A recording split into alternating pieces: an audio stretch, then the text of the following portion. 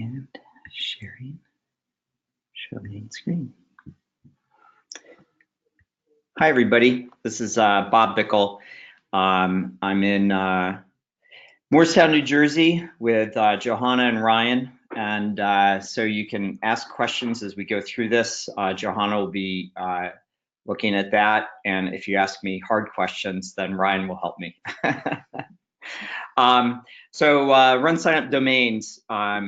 So it's a pretty exciting announcement. And you know, when for the past several years, we've been really working to improve the website capability in RunSignUp because we hear lots and lots of different types of complaints from customers about their website.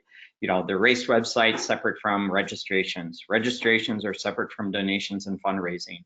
Our website's separate from results and photos and participant management and find a participant and ... We can't update our website. We paid someone 3 years ago and we don't know how to get in touch with them anymore. Our WordPress site got hacked. You know, our website isn't mobile friendly. We pay money for our website and money's scarce. You know, our website is our face to our community and it kind of stinks. That's kind of the summary for many race websites. And so, you know, we've put a lot of work and effort to try to make websites look really nice, to try to add a whole bunch of features. And really our you know, what we're trying to do is be the technology company for your race. So we don't really care about our brand being a part of your race. We're not trying to advertise other events or anything like that.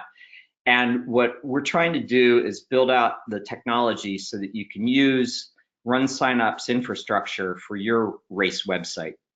So what this means is that you can combine everything. You can put your website content right along with registration, right along with fundraising, and it's all there. It's all under your control. It's all easy. It's all simple. It's this ability to combine content like frequently asked questions or something like that, or description of your race, with data. A price is changing, when that price is changing, how many minutes until registration opens, how many minutes until registration closes, how long until, you know, you sell out your race, you know, who signed up for your race, results, photos, etc. And we've put together quite a heavy list of capabilities in RunSignUp websites. So the column on the left is talking about content-oriented things. So we give you an easy way to have a real professional website that puts your brand first and doesn't really talk about RunSignUp at all or about other races at all. We give you power to create custom content, to put that content where you want in terms of pages and subsections, and create your own menus and pages and themes and colors and so forth. And you get to take advantage of kind of our infrastructure, which we put a lot of money and effort into. And on the right-hand side is all the kind of data security stuff. So, you know, the fact that you run your website on RunSignUp's infrastructure makes it PCI level 1 secure. What PCI level 1 means is that we are externally audited every year. Person comes in and physically, you know, goes through, you know, every nook and cranny of our system and audits it independently. And that same firm, you know, remotely tests every single page on the dashboard and on the front end to make sure it's secure. This is something that no single race could afford on their own, but it assures you of top level security. Like our website is updated on a monthly basis with all the latest security patches and things like that. These are things that, you know, normal websites and hosting firms aren't really able to afford and to accomplish. And the fact that all your content on the left is combined with all this data-oriented things. Basically, you can do real transactions. You can have real data showing a list of your top fundraisers, things like that. It's all there together, and also results and photos and stuff. And the model that we've chosen is to make all of this free for you. Now there's two missing components to this really nice list. And I'm about to tell you one of them, which is now you can bring your own domain name. The reason to stick around to the end of this webinar is I'm going to give you a sneak peek into what the other one is at the end of this presentation. And it's as exciting as this announcement is, I'll tell you. So in the past, you used to have runsignup.com/myrace. And now you're able to bring your own domain. And what's cool about that is that by you bringing it, you remain in control. Meaning that if you don't like RunSignUp someday, you can take it. It kind of fits with our whole open strategy. And let's get into this a little bit more. So we released this live into the wild yesterday, and we've gotten a number of customers have actually converted over their websites. Here's an example of the Falls 100 Ultra Trail Race, and that's what their website looked before, and this is what it looks like after. And oh, by the way, the website on the left was not mobile responsive, so when people looked at it on their mobile phone, it looked kind of crummy, and you couldn't read the font because it was so tiny, and so on and so forth.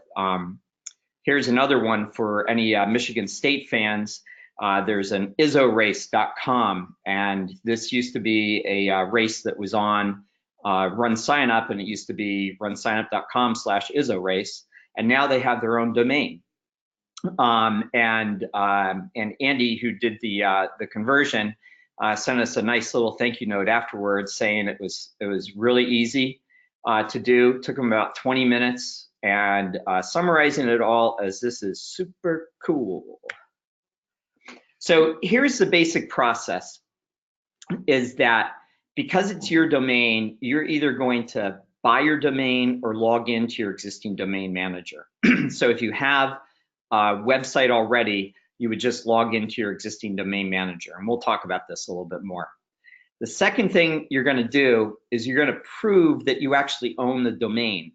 And the way that you prove that is you set what are called two different text records, and we'll get into that as well. When you set those, that allows a certificate authority that we use to actually issue you a secure SSL certificate for your domain. And then once that certificate is issued, then it's applied to your domain, and we apply that and take care of all that for you automatically. And then you just point your domain to RunSignUp as your host. And the way you do that is with something called an A record and a CNAME, and we'll get into the details of that. And that's it. It really is incredibly simple. There are other providers, there's some in the nonprofit space especially, that provide domain mapping. And what you'll see from them is that it costs a fair amount of money, at least a few $100 a year. And you also see that it's a pretty manual process. What we've done is invested the technology, time, and effort to make this automated, to make sure it scales, to make sure that we can support our customers easily, and that it remains something that's totally under our customers' control. So domain name service. So actually the internet runs on the domain name service. So it starts when people enter in their web browser, and they enter in something that's human readable to them, like Scott Coffee Run or MoorestownTurkeyTrot.com. And what that does is it goes out to the internet and it searches for a domain name service start of authority. And the internet's smart enough to know and keep track of all those start of authorities and name servers and things like that. That's what's kind of behind wherever you buy your domain name. And basically that server that's sitting out there magically in the internet someplace maps that human readable URL, scottcoffeerun.com or MoorestownTurkeyTrot.com, to a specific IP address. IP stands for Internet Protocol. And when you do go through this, you're going to get kind of randomly assigned one of these two IP addresses. These are the two public IP addresses for RunSignUp domain hosting.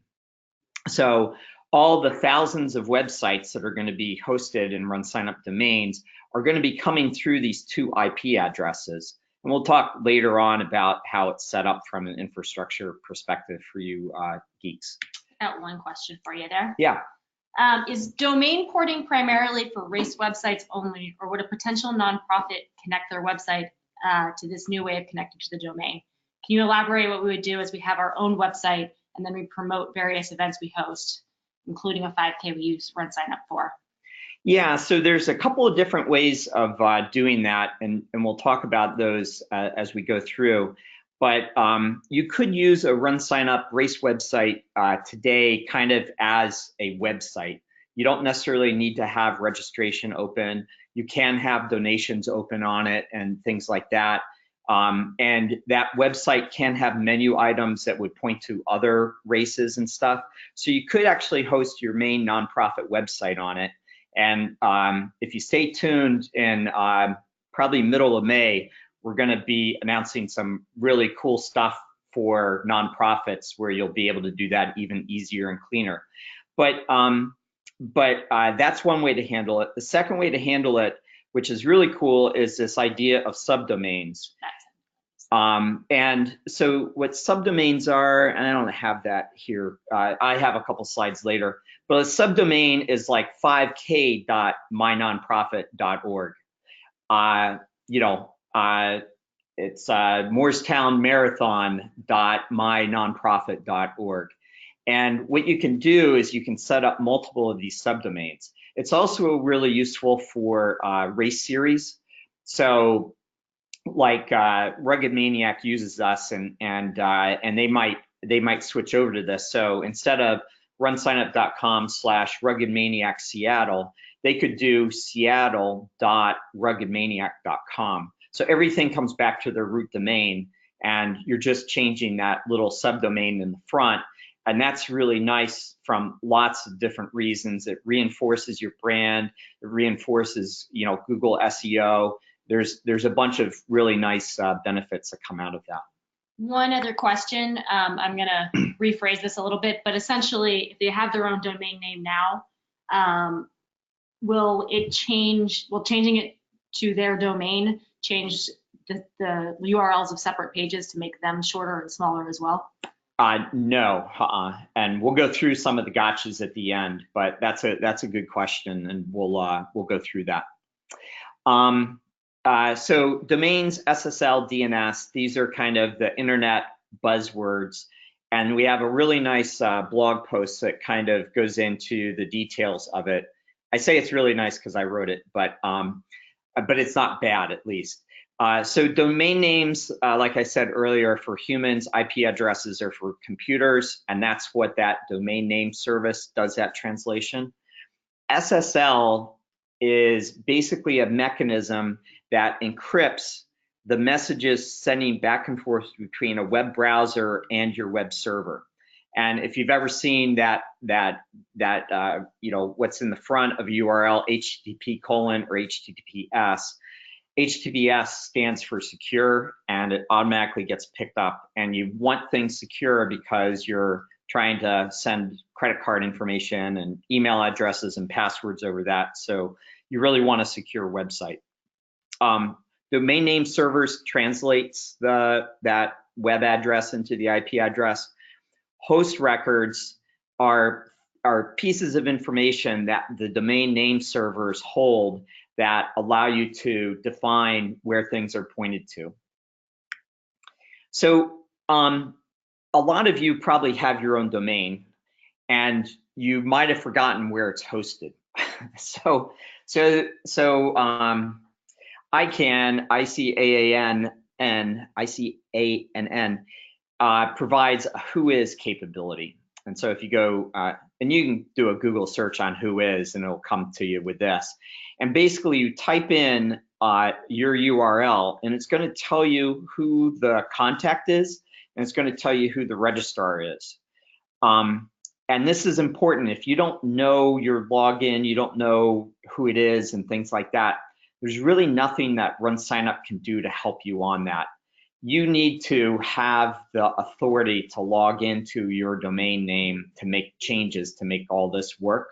And so what you'll do is you'll track down and find out whoever your domain name server in this lower box here tells you who the registrar is. In this case, it's held by GoDaddy. It gives you an email address, it gives you a website, and it gives you a phone number to call. So if you've forgotten it, then you can try to reestablish your credentials and log in. So there's a bunch of domain managers out there. GoDaddy is actually the largest by a pretty large market share perspective. Google Domains is really nice. That's they've put that out in the past several years, and it's a nice solution. Network Solutions has been around since the beginning, and they have a lot of domains. There's literally hundreds and hundreds of these domain managers out there.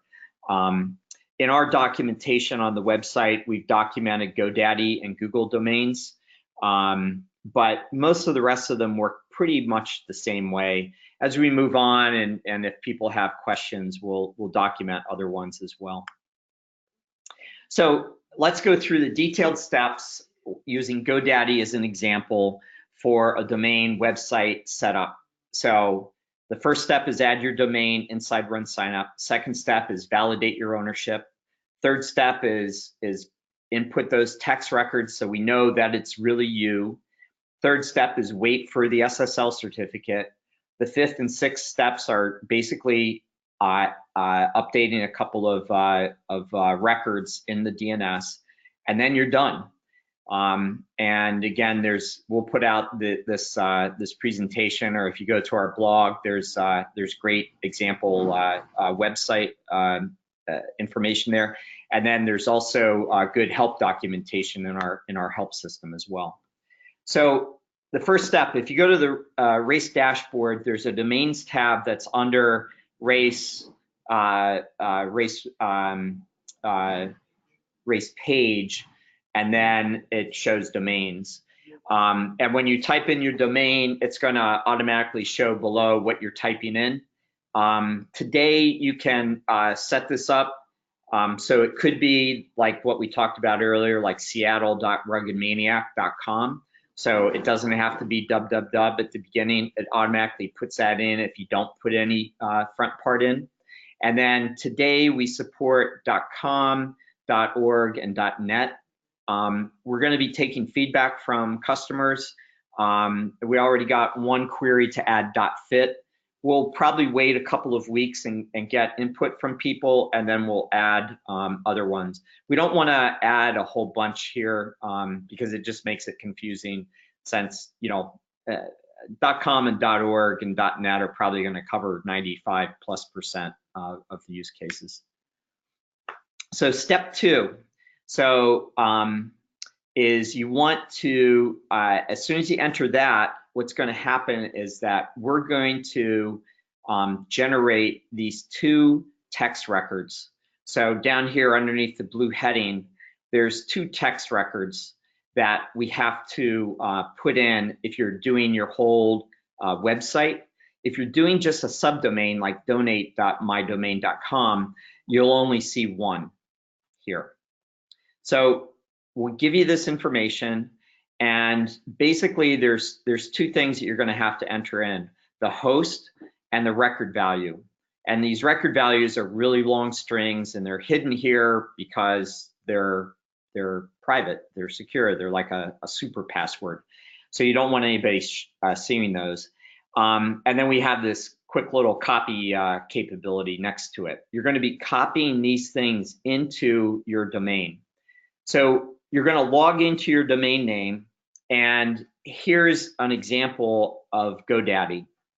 So you'll go to GoDaddy, you'll log in, you'll click on your domain that you're going to be managing, and then you'll click on a DNS Manage button.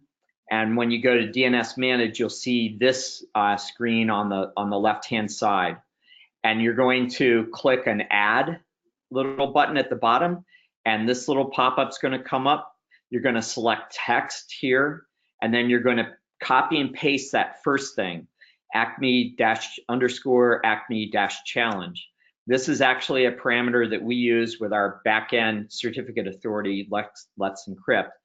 And then the text value is going to be that little piece of information that we got on that previous page. So basically, Acme Challenge you pick up from here, and then that record you pick up from here. And you do that twice. So once you finish those two things, it's going to look like this on the right-hand side. So inside the red box, you'll see two text records, and there'll be Acme Challenge and Acme Challenge dub, and the two text records that align with that. This other stuff, or the other records, we'll go through that in a couple minutes. So what's going to happen now is that you put those text records into the domain server. Our certificate authority is going to go and check to see, are they really there, and are they really valid? And if they do, then we're going to go to the next step and show you to update these two records in your DNS.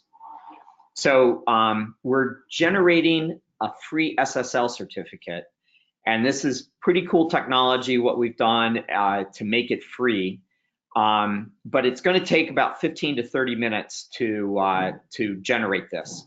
And what will happen, you'll see the green ownership checkbox appear, and then a couple minutes later, you'll see the SSL certificate checkbox appear, and then a couple minutes later, you'll see this RunSignUp installation green checkbox appear, and then it's in this client installation. Client is you. That means you have to install it.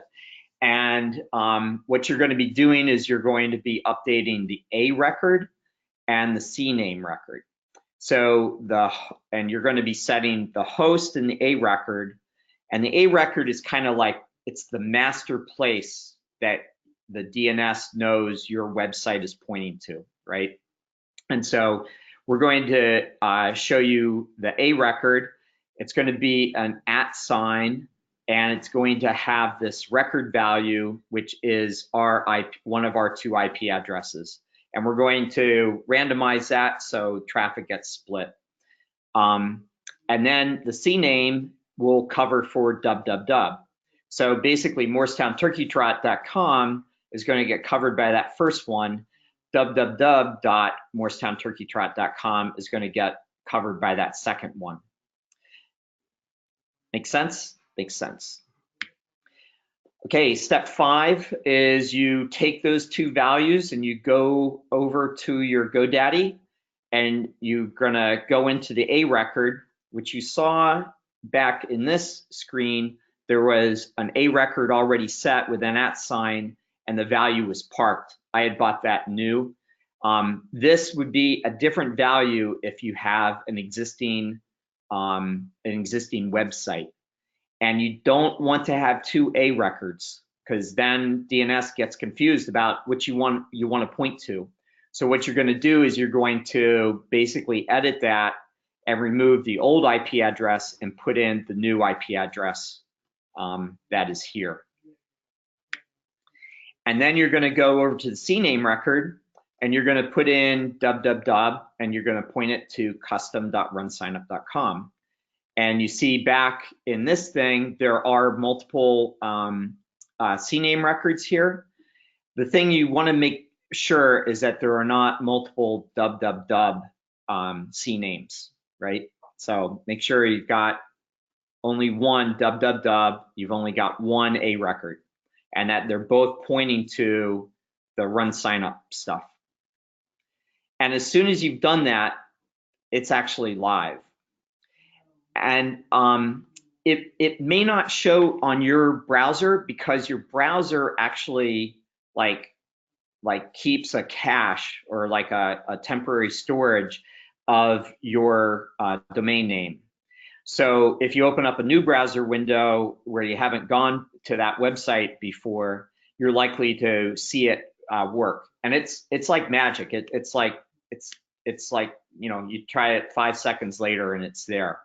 RunSignUp does an automated check every 15 to 30 minutes, and we'll turn that final page green checkbox for you when we see that. Yeah, and then your website is done, and as the URL up above says, MoorstownTurkeyTrot.com, so my little turkey trot, is now has its own domain name.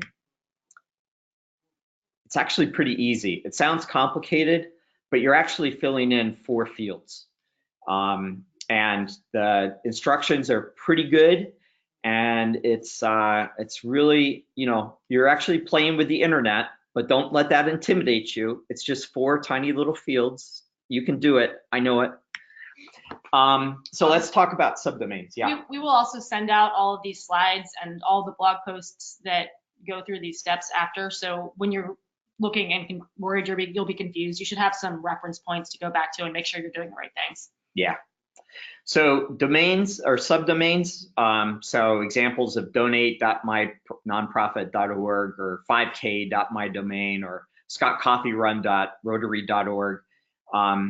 These things only require one SSL certificate. Remember, the other one required it because it was MoorestownTurkeyTrot.com and www.MoorestownTurkeyTrot.com. So in these, you're only going to put in one text record, and that's going to look like acmechallenge.subdomain.mydomain.com, and then you'll put in a text record that you'll get from us that proves that you're the owner of that domain. Do not change the A record in this case. Don't touch the A record. The A record points to your main website, so you don't want to touch that. And then the CNAME, you'll just add a new CNAME of the subdomain, and you'll point that to custom.runsignup.com. So instead of 4 fields, you only enter in 3 fields, basically, for subdomains. And you can add as many subdomains as you want. So you could wind up with, you know, 27 cities, like Rugged Maniac has 27 places where they hold Rugged Maniacs. You can do lots with that subdomain. So here are a list of gotchas, and we'll probably run into a few more as people play with this, but here's the things that we know about. So the first common problem is you copied wrong information. I actually did this when I was setting up one of my sample domains. I had an extra dot at the end of custom.runsignup.com, and so it was misbehaving a little bit. So what you want to do is you want to go back and check in, you know, what did I enter in RunSignUp and what's RunSignUp telling me? And RunSignUp won't move to the next step until you get it right? So you want to double check that you copied the information correctly. The next most common problem is that people are going to set up multiple A records. So they'll have an A record that points to their real website, and they'll really want to point it to the RunSignUp website, and they'll keep both up. So make sure you only have one A record. And if you're transferring, the DNS cache is not updated to the new RunSignUp host. So what that means is that the domain network system is very distributed. It's on literally thousands and thousands of computers across the internet. And you may have noted that little TTL field that we set to 600 in the GoDaddy example. That's time to live. So that's how long those caches take before they get refreshed and stuff. So it may take, you know, an hour or even a day to refresh your domain name across the entire internet. So some people may still be seeing the old Falls 100 website, but it will catch up within a day. The next one is you have to log into the domain separately. So what this means is that if you're logged into runsignup.com, when you go to isorace.com, you're going to have to log in again to that, right? So, and that's for security purposes and keeping things separate. Pointing existing website with content to the RunSignUp domain will break the old links.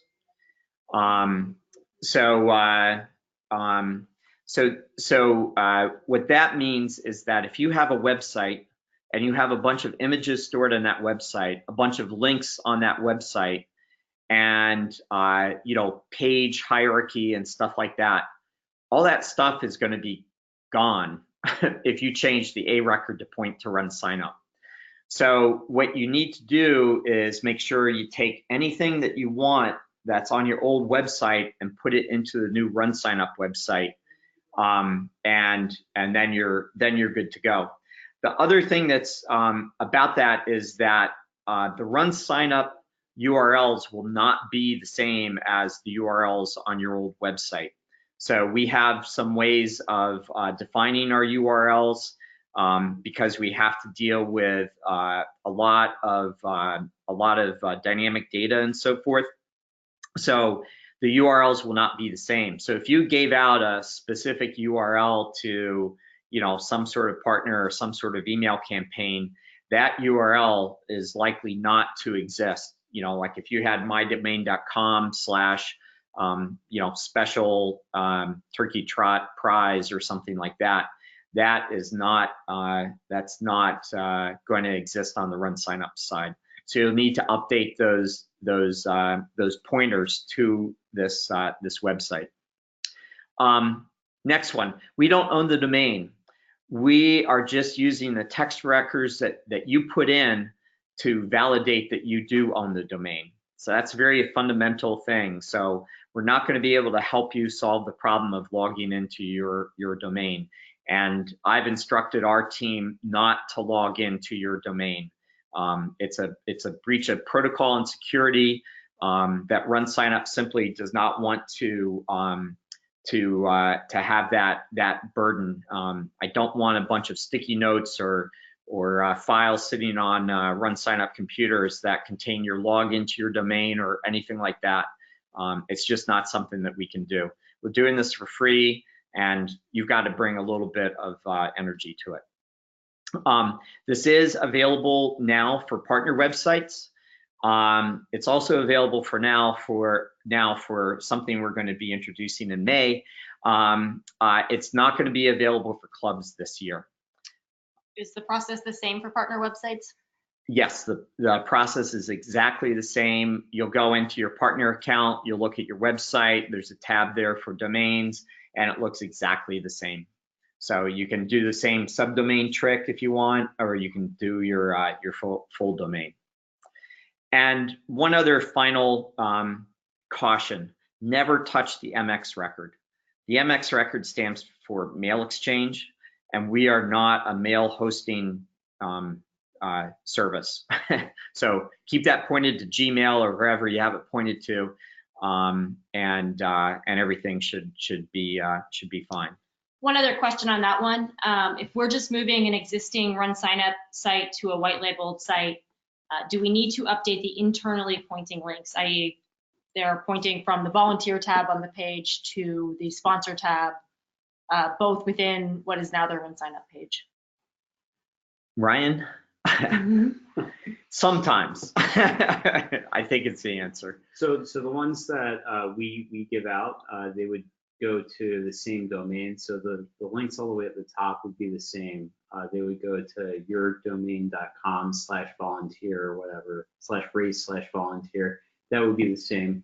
Now, if you were linking to runsignup.com from a content piece in the race info page or some other piece on the website, that would actually take you out of your domain back to RunSignUp. There's really nothing wrong with that. It's just maybe not what they're expecting. Yeah, it'd be poor user experience. So an example might be, you might have written up in your FAQ to, if you want to update your giveaway, you might have hard coded that in to be runsignup.com / manage registration, blah, blah, blah. And if they're already logged in to, isorace.com, they're going to need to log in again. So it's not going to be a nice experience. Right. So you will need to update things that are hard coded. So this is a follow-up to the one you answered earlier. But if you're sending something from, the example here is fayrrunclub.org, and will it come up as RunSignUp /fayrrunclub / whatever else, or will it say fayrrunclub / whatever else is automated? Yeah, it'll say the RunSignUp. RunSignUp is still there, so people can still go to runsignup.com /fay. but they'll also be able to go to fay.com. Yeah, we never take the RunSignUp one off. This is just another parallel path that people can take to access your website. Exactly, exactly. So, so there's actually a lot of stuff behind this RunSignUp domains, and Stephen and Ryan did just an amazing job of putting all this technology together. That SSL encryption that we're doing is we're using Let's Encrypt, which is the leading SSL certificate authority. We manage that SSL certificate for you. We will keep it continuously green, and there is no cost to you. If you you don't need to buy an SSL certificate at GoDaddy. If you bought one already for your old website, turn renewals off, and you've just saved yourself, $100 a year or something. Second is availability. So, knock on wood, it's been close to 4 years since the last time RunSignUp was down. We've got the technology where we're doing a couple thousand updates to the website a year in terms of new features and functionality and security.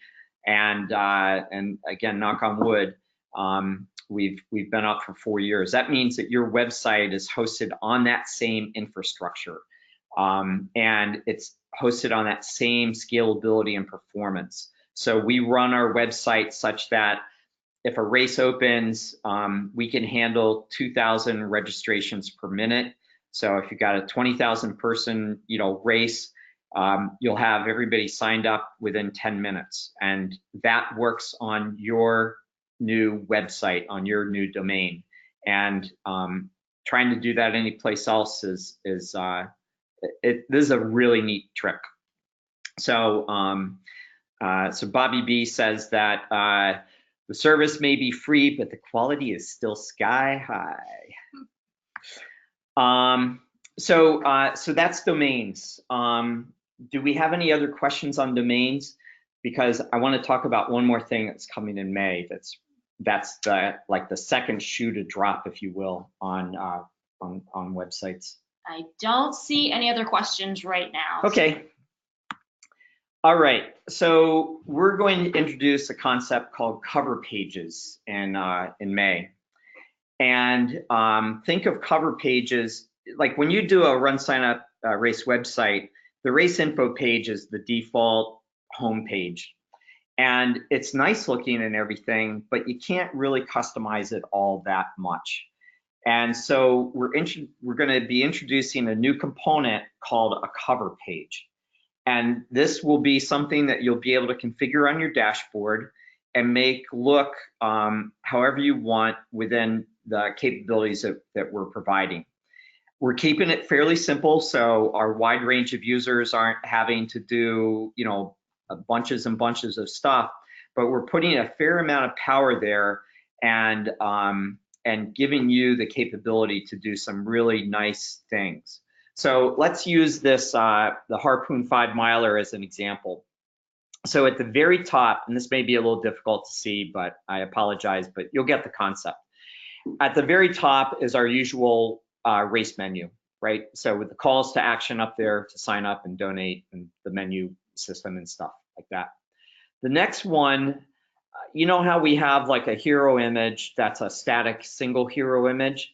Well, you're going to be able to put in multiple images. You know how like a top of a website, you have images that slide every 10 seconds or something like that?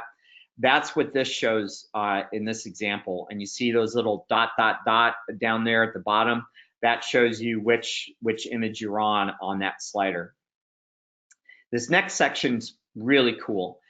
It looks like buttons, but don't let those buttons fool you. They are very powerful. They can simply go to a URL, of course, and they can also go to a specific registration path. So what we're going to be doing is introducing the ability to kind of customize a registration path and optimize it for certain types of people. So in this example, it might be register as an individual. It might be create a team. It might be join a team. And so if I register as an individual, I don't see the complexity during registration process of creating a team or joining a team. If I click on join a team, I don't see the complexity of having to create a team and stuff like that. If I want to become a fundraiser is going to be another very, very popular one. You'll be going down a path and we'll be able to make that user experience better. Right now, the registration path is coded to kind of give races a lot of flexibility because you have a lot of users that choose different paths and they make that choice kind of dynamically, kind of midway through. If we can get them to make that choice right on that cover page, then we can guide them even more smoothly, cutting out steps and ensuring, a higher percentage of registrations, less confusion, less customer support for you. The next area shows how you can, instead of having one wide thing, you can have two half things, basically. It shows two different types of backgrounds here, which is kind of cool. The one on the left shows how you have an image as a background, and you see how it's kind of faded? You can actually overlay your own color choice onto that image, and it'll be kind of semi-transparent like this image is. And what that does is it really makes the text and the buttons pop inside of that. Or you can just have simple colors as your background. And again, you can have text and buttons to do. This next section here is a video. So instead of having like a crappy looking, YouTube video stuck in the middle with all the YouTube logos and stuff like that, this is something that will be able to do things like autoplay and just have a nice, simple arrow button in the middle to push to play. And it keeps people on your website. It doesn't distract them from going someplace else and so forth. The next section is actually kind of like these two that are next to each other. It's just got a white background, and instead of just having a heading and a button, it has a text in the middle of it. This next section is a custom component that does some action from RunSignUp. And so in this one, it's going to be, sign up, give us your email, and we'll keep you on our email list and stuff. Down here at the bottom, we've got all the links on your website. That's really good for you, URL. Down here again, this is custom data content coming directly from RunSignUp. It's your sponsor logos and everything. So there's a bunch of really nice things in here. In addition, we're going to be introducing a number of data-driven content components. So a great example would be top fundraisers. Another example might be, your donation goal thermometer. Another example might be a scrolling list of your donors. Another one might be, like a component that shows, photos coming from the RunSignUp photo system and stuff like that. So there's a bunch of stuff that we're going to add over a period of time. When it comes out in the middle of May, it'll be pretty powerful, but it's got this infrastructure that will allow us to kind of keep adding really cool things for a long time. So this combined with the fact that you have your own domain and the fact that you put all your content together, all of your reports together, all of your results, all of your sign up, all of your donations, all of your fundraising. It's really, and did I say it's free? Like all that stuff together really gives our customers a really powerful foundation of technology that they can use to make their race better. So. I think you forgot crappie, which I think will make people excited. Oh, we have, you know how you have to upload a specific 1200 by 400 image to be your banner hero image? We're going to be adding a nice little tool called crappie. And what crappie will let you do is to take a 1600 by 1600 and crop it.